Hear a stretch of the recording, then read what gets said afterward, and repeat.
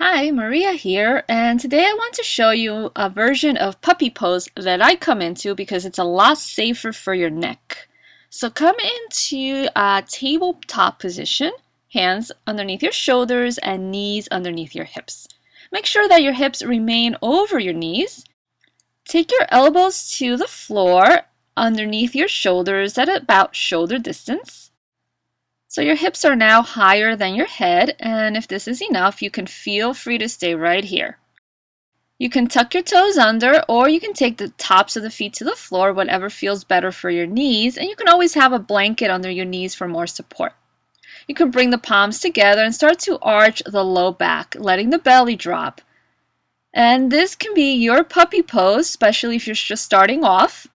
If you're comfortable and like to go a little further, then slide your hands forward, your arms forward, and bring the forehead to the ground.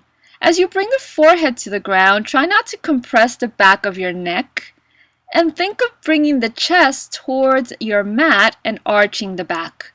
Now this is where I stay. I don't like to take my chin to the floor because that's just too much strain on the back of your neck. So I keep my forehead down. You can even take your forehead to a blanket or a pillow if you need to be up a little higher or if the forehead is uncomfortable on the floor. But always keep expanding the back of the neck. If you take your chin down like I'm showing you right now, that's a lot of compression on the back. So I always come to the forehead, not to the chin. You don't want to compress. There's a lot of little bones in the back of your neck that you don't want to strain. You don't want to put any pressure in the back of the neck. So I stay there and just take that back bend. And it feels nice. It's an awesome bend for your back if you practice it safely. When you're there for maybe 5-10 breaths, then you can start to walk yourself back up and come out of your pose. You can sit back on your heels.